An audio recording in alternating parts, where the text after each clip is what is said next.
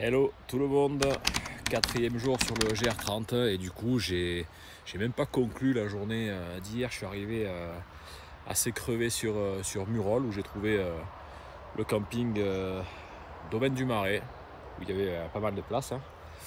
Hier une journée à 32 km, une belle étape.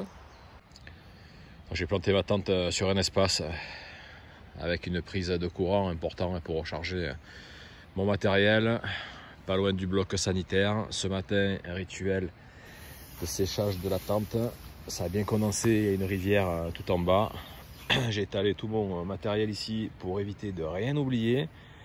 Et attention, j'avais mis dans l'arbre la nourriture au cas où il y ait un mulot, un renard ou une bestiole qui vienne gratter mes fruits secs. Donc le cuissard a séché, je vais compacter tout ça. Et puis je vais aller rejoindre le GR30 qui est juste dessus tout à l'heure.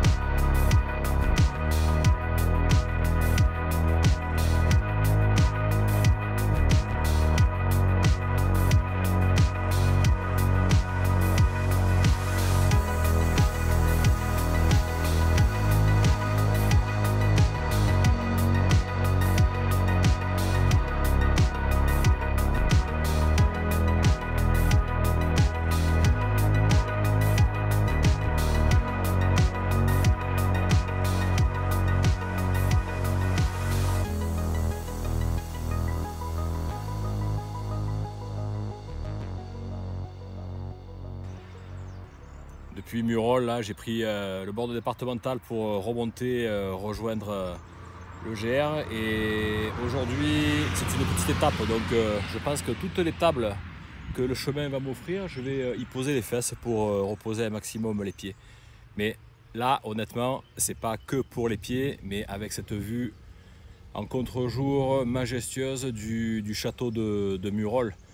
Bâti au XIe siècle, il régulait en fait l'accès aux hauteurs du Sancy.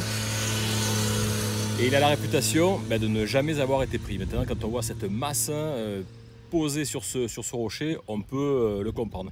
Et certains historiens même y trouvent une ressemblance avec la forteresse d'Alep en Syrie. Alors je vais essayer de trouver, avant de rentrer et de composer la vidéo, la forteresse d'Alep en Syrie pour la mettre en ressemblance avec celui-là. Voilà. À 50 mètres, j'ai le GR, je repars et là je vais sur la Dent du Marais, un point de vue apparemment sublime sur le lac de Chambon qui est juste derrière. A de suite. Voilà le GR retrouvé et le chemin d'accès au haut de la Dent du Marais. Et il grimpe fort. Alors ça va que depuis Murol, la départementale montée. Donc je suis à peu près chaud. Maintenant le chemin s'est aplani, je pense que je vais pas tarder à arriver au point Belvédère sur le sommet de la Dent du Marais. Là c'est agréable, là, ce petit chemin à travers les pins et les chênes. J'ai traversé une estive là où il y avait 4 vaches qui étaient déjà à l'ombre parce qu'il fait assez chaud. Alors c'est rigolo, c'est que moi c'est le froid, la fraîcheur vers 4 h du matin qui m'a réveillé. Ben voilà. Là ce matin, je regrette presque cette fraîcheur. Je fais une première pause sur un premier promontoire et pour vous montrer un petit aperçu sur ce que c'est que la Dent du Marais. Voilà, c'est cet éperon rocheux et de là-bas, il y a un point sublime, un belvédère et je ne vous montre pas sur quoi on a déjà la vue. Là ce sentier sur cet éperon, c'est quand même très bucolique et au travers du feuillage on commence à deviner le panorama que je vais avoir sur le belvédère. Ça fait 1 heure que je suis parti tranquillement, je viens de faire 3 km et là on arrive sur sûrement ce que je qualifierais d'un incontournable du GR30, la Dent du Marais. Alors ça c'est ma phobie, j'ai failli mettre le pied juste là, petite orvée, serpent. J'ai horreur de ça. Il est figé là, je vais le laisser tranquille. Mais voilà, les pulsations elles sont montées là. Hein. Voilà, j'arrive au belvédère de la Dent du Marais. Très vertigineux. Il ne faut pas mettre un pied d'un côté ou de l'autre. Et par contre la vue est fabuleuse. Château de Murol. Murol.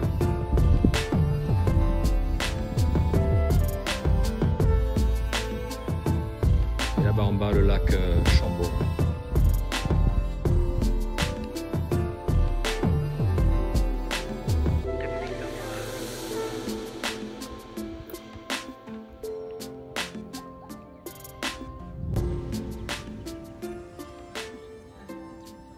J'ai pris le temps de m'arrêter sur les berges du lac Chambon, très agréable.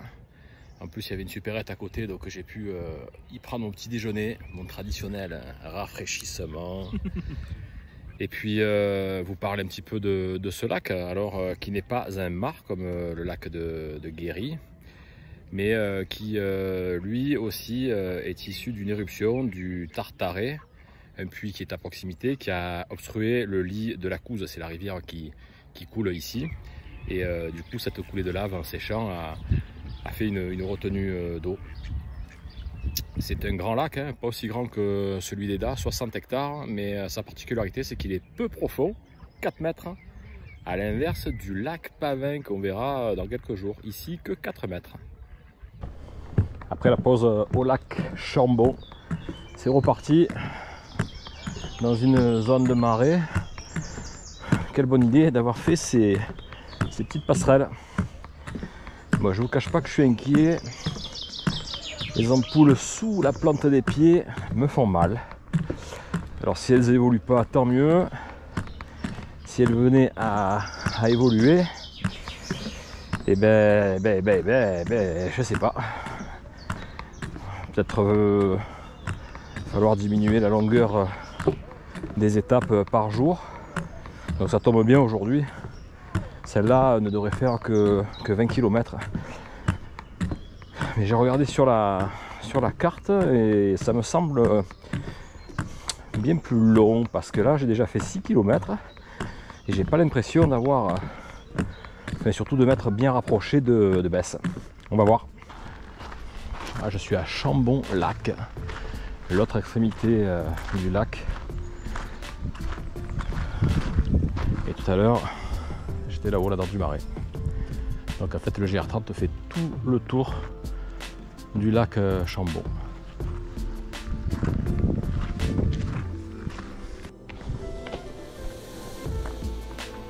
Charmante maison avec là-bas ce fameux abri qui peut servir aux randonneurs pris par la nuit ou par autre chose. Apparemment il y a un four à l'intérieur, on va aller voir. J'espère qu'on va y voir parce que c'est sombre. Ah ouais, d'accord. C'est même, comment dirais-je, la caserne de ce hameau et le four au bout. Ouais. Bon, un abri, oui, s'il pleut, mais pour dormir là, ouais, c'est faisable. Hein. Sur de la pierre. Hors de confort. Bon allez, moi je vais vers Courbange, que je vois annoncer depuis des kilomètres à 4 km à chaque fois. Donc on va bien voir.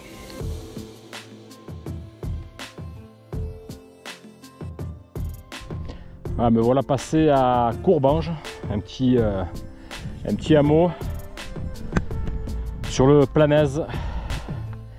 Donc qu'est-ce que c'est que Planaise? C'est un plateau qui, suite à l'éruption du Sancy, la lave s'est écoulée et a formé ce plateau, et qui a tendance à s'affaisser à coup de 3 à 4 000 années, hein, vers l'est. Donc c'est peut-être pour ça qu'on l'appelait le Planaise. Si c'était affaissé vers l'ouest, on l'aurait peut-être appelé le Planoise. Je sais pas, je m'imagine, hein, je suis pas sûr, j'ai pas la référence. Mais c'est peut-être ça. Allez, je continue, j'ai mangé un morceau.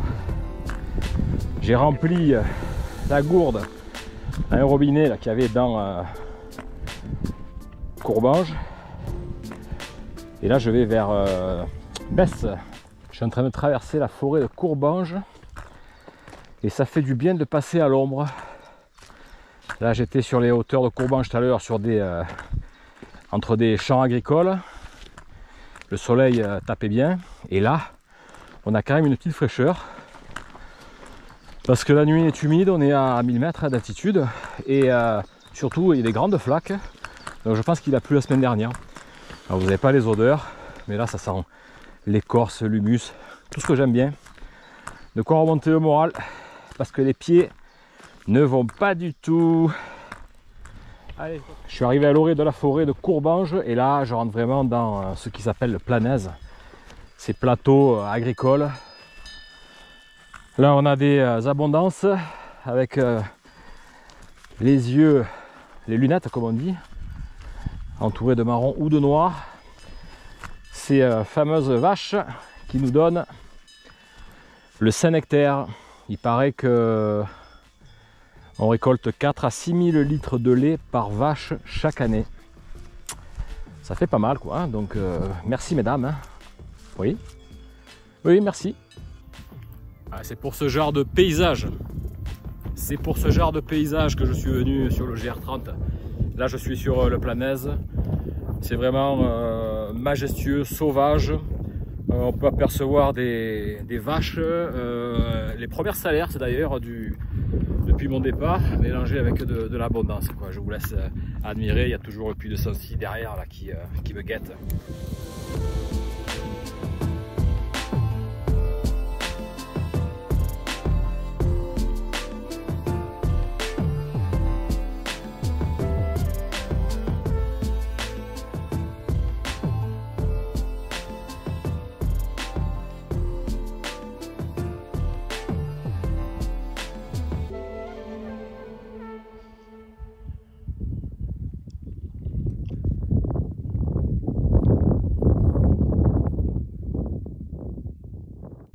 Ça c'est bon pour le moral ça.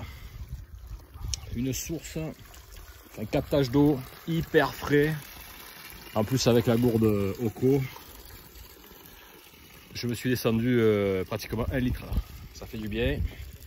D'autant plus que j'aperçois là-bas Besse.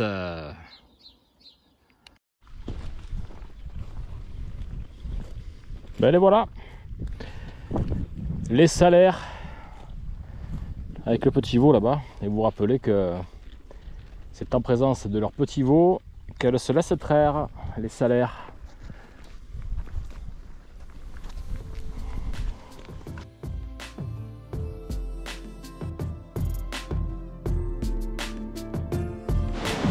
Là j'arrive au moulin de Besse. Alors je pense que c'est un moulin qui était entraîné, voilà, c'est là-haut là,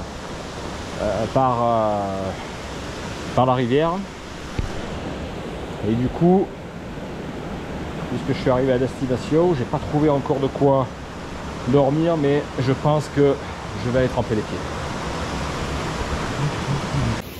Je sais pas si vous m'entendez avec le bruit, mais alors quel bonheur de pouvoir tremper les pieds dans cette eau qui est glacée. Mais alors ça me congestionne les ampoules là. Si ça pouvait les cicatriser, ça serait super. Mais alors là, je peux pas rêver mieux. Arrivé à Besse, je suis au moulin, l'avoir, moulin de Besse. Là je vais remonter après en ville ou au village pour essayer de trouver éventuellement un hébergement.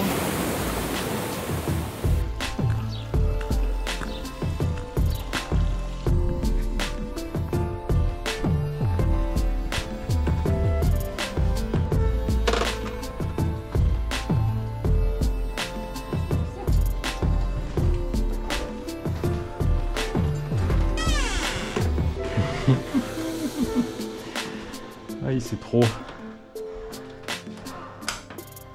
Wow, le play. Mon Dieu.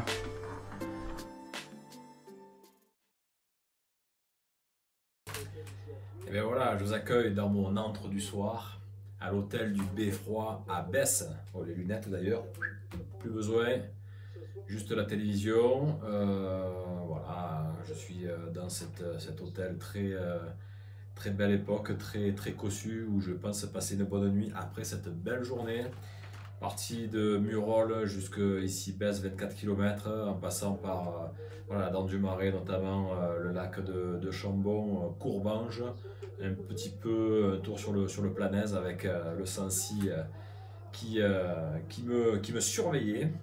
Et l'arrivée sur Besse. Alors Besse, c'est une ville qui a été construite sur une coulée de lave, et donc on y retrouve notamment cette pierre de lave et ces toitures de lauze.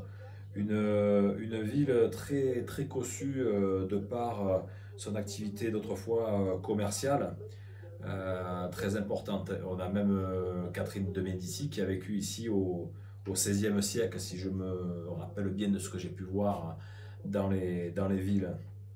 Et donc cette ville a des fortifications moyenâgeuses pour la protéger et affirmer sa puissance commerciale, notamment à l'époque. Une très jolie ville d'ailleurs, où j'ai bien mangé dans un petit resto lounge.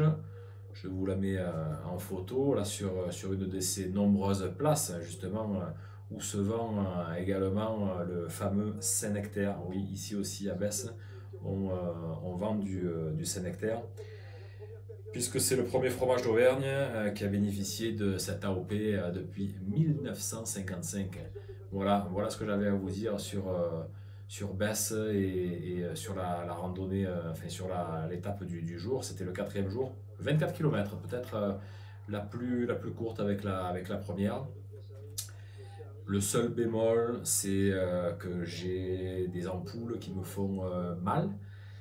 J'essaye de les gérer. C'est dommage parce que j'ai la caisse, j'ai les jambes qui vont bien, le cardio, ça monte, je monte au train.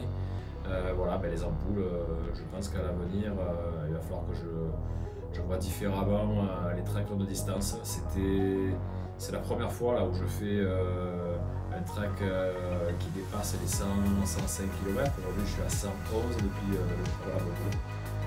Voilà, peut-être qu'à l'avenir, il faudra que je choisisse voilà, un hôtel, du gîte, et ne pas porter la tente, porter moins de choses pour justement avoir moins de poids sur les petits petons. Je vous souhaite une bonne nuit, parce que moi là, je pense qu'elle va être très bonne. Bisous, bye bye et à demain.